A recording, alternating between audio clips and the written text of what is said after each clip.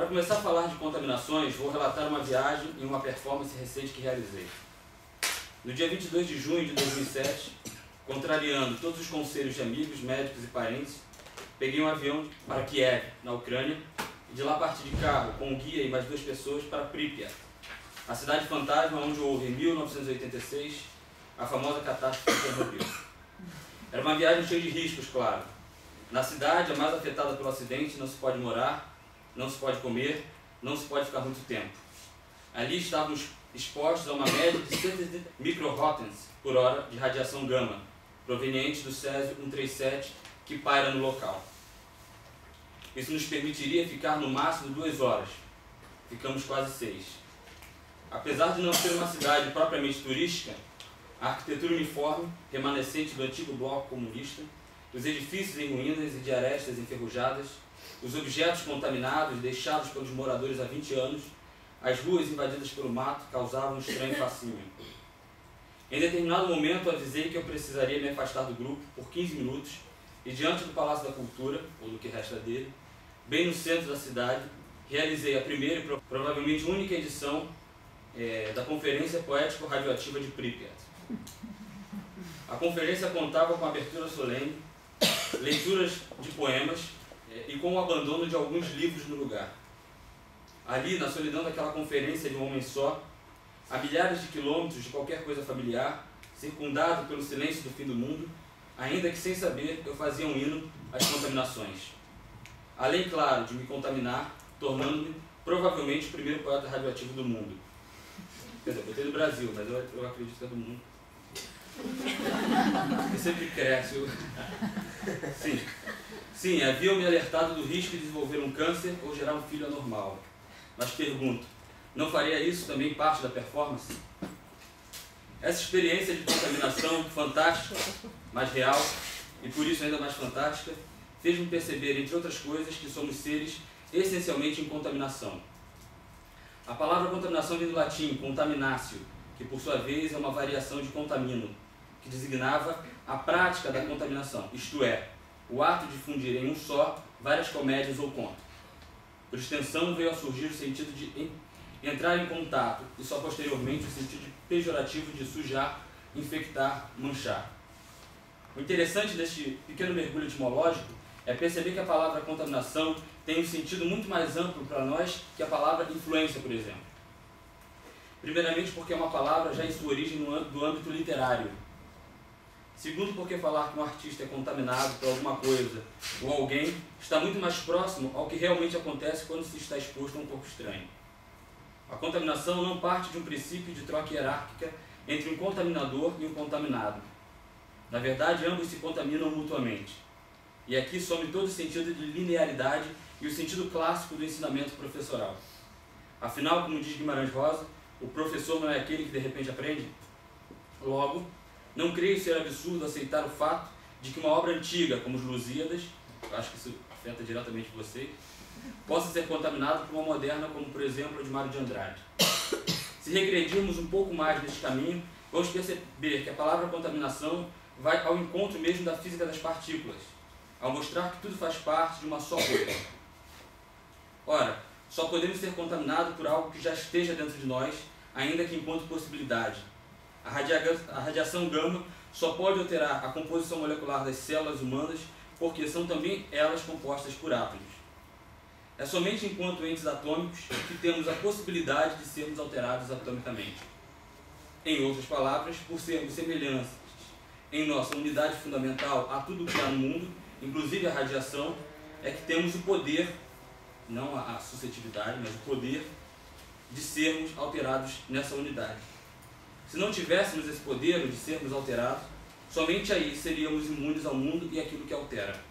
É impossível negar, somos seres em eterna contaminação, mutantes por natureza.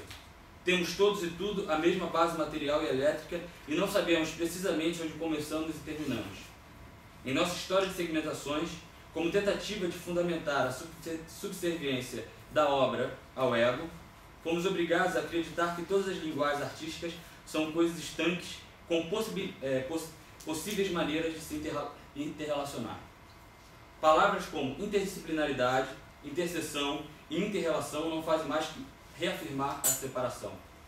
Relação com e influência de sempre pressupõe separações entre. Por que então falar em influência ou relação, vias de mão única, e segmentar tudo para depois tentar reaproximar? Para mim, há uma única complexidade, bem simples. Tudo é par de tudo e só pode ser à medida que não precisemos dos limites. Toda obra, não importa quem a produza, faz parte da obra. Obra com A maiúsculo, vamos colocar assim. Uma obra, não uma obra literária, uma obra artística, mas uma obra que a gente poderia configurar mesmo como a própria humanidade. Não devemos falar então de reaproximações, porém daquilo que agora, antes e agora e sempre, nunca foi qualquer outra coisa, senão a mesma coisa. Ao meu ver e ao ver dos antigos, nunca houve separação entre música, poesia, teatro, dança e pensamento. Todas são uma única coisa que pode se apresentar com diversas formas materiais. E simplesmente é isso, são as formas materiais. Veja bem, quando eu falo forma material, não estou caindo na dicotomia, né, matéria, substância. Mas é a maneira que aquilo se manifesta ou se surge no mundo, né, e aí falamos concretamente de criação do mundo, que vai diferenciar aspectos diferentes dessa obra. Então, se não há influência, há toda a possibilidade de contaminação. Nada é estável, tudo está em movimento e se movimenta a partir das contaminações. Temos a mesma fluência da rocha, nenhum ato é desconsiderado e nada, no estado das coisas, é desvencilhado. Até os nossos sonhos se contaminam do sonho dos outros enquanto dormimos. O corpo é uma usina de contaminações, um ente biônico que troca com tudo que está à volta. A própria morte, um ente sem forma, silencioso, inodoro e incolor, não se contamina de nós para se corporificar no falecimento de alguém?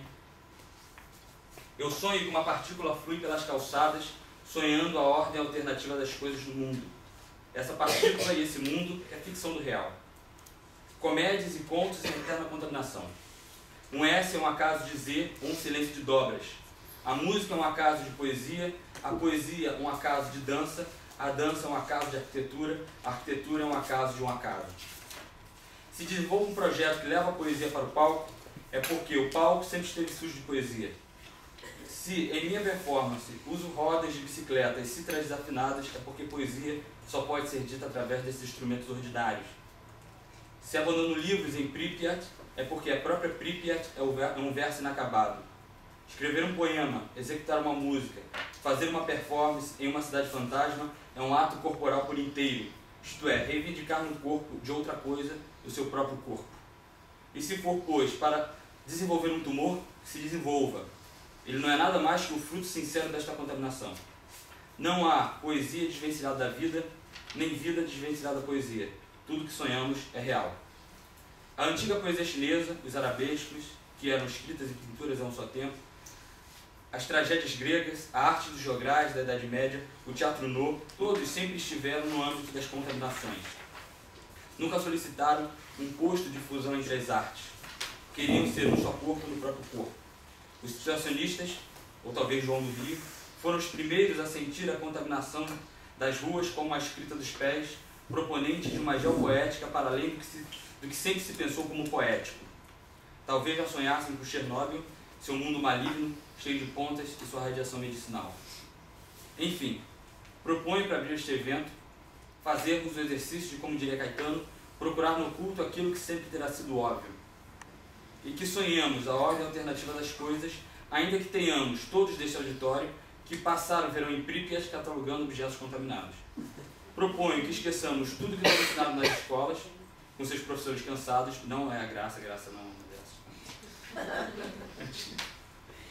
Nem Adriano, acho que eu cheguei ao ouvido dela, e que ensaiamos o ofício do desconhecido. Que pensemos a arte ou qualquer coisa que seja, não como instituição já estabelecida. Poesia, literatura, teatro, falar dessas formas é falar em instituições estabelecidas, mas como possibilidades, ou como, qual foi o nome? Expansão, em que assim possamos anunciar a era das contaminações. Proponho, por fim, parafrasear aquilo que diz o seguinte: tenho uma grande arte, eu contamino duramente aqueles que me contaminam.